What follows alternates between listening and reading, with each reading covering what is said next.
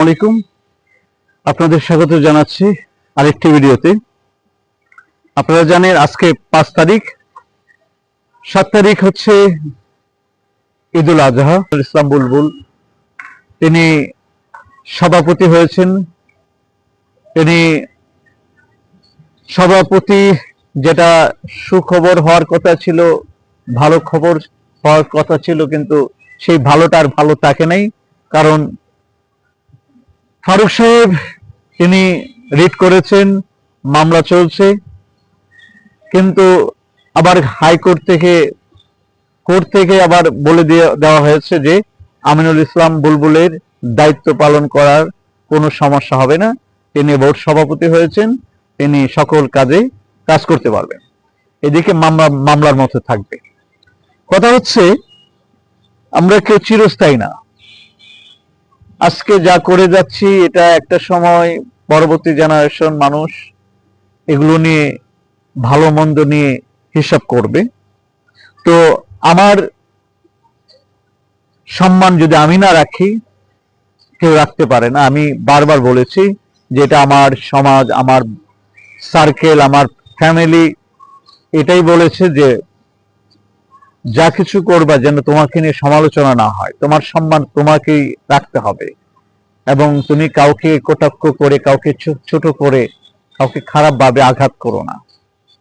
তো আমি কাউকে ছোট করার ব্যাপারে কিছু বলতে পারতেছি না, কিন্তু আমি ফারুক সাহেবের ব্যাপারে যতটুকু জানি, আমি এটা মিডিয়াতে এবং আমি চ্যানেলে, সোশ্যাল মিডিয়ায় ওনাকে ছোট করার কোনো মানে হয় না। কিন্তু উনি অনেক সাইডে ওনার পজিটিভ আছে। কেন জানি উনি, যেটাকে বলা হয় উগ্রামী, যেটা যে ইগো, আর ওনার, আমার একটা প্রশ্ন আছে যে উনি এই ধরনের ব্যাপারগুলা, উনি সাহসটা পাচ্ছে কোথা থেকে, পাইতেছে কোথা থেকে? যারা দায়িত্বে আছে তাকে, তার যে দুর্নীতিগুলো, সে যে কাউকে না জানিয়ে সে যে কাজগুলো করেছে, জাতির সামনে এটা তুলে আনা প্রয়োজন ছিল। কিন্তু যারা আছে এটাকে নিয়ে একটা অন্য ধরনের পাবলিককে, যে আমরা গত গভর্নমেন্টের কাছে অনেক কিছু শুনছি যে একটা ঘটনা ঘটলো, আর একটা ঘটনা দিয়ে এই ঘটনাটাকে চাপা দেওয়া, হাইপ তৈরি করে রাখা। কেন? একটা ক্রিকেট কাঠামো, যে দেশ, প্রত্যেকটা দেশে আমাদের পরে যারা ওডিআই টেস্ট স্ট্যাটাস পাইছি, তারাই তাদের ক্রিকেট কাঠামো থেকে তারা একটা দিনকে দিন তারা উন্নতি করছে, আর আমরা কেন পিছনে যাচ্ছি? আমাদের সেই ম্যানেজমেন্ট, আমাদের কাঠামোর কারণে, আমাদের দেশে দুর্নীতি থাকার কারণে এগুলো হচ্ছে। তো ঈদের সামনে, ঈদের পর সবাই আরো এই দেশকে উন্নত করতে হবে। খেলা থেকে শুরু করে প্রত্যেকটা সেক্টরে আমরা সবাই দেশকে রিপ্রেজেন্ট করি, দেশের ভালো চাই। পরবর্তী প্রজন্মদের জন্য আমরা যারা অভিভাবক আছি, যারা বয়োজ্যেষ্ঠ আছি, যারা সিনিয়র আছি, যারা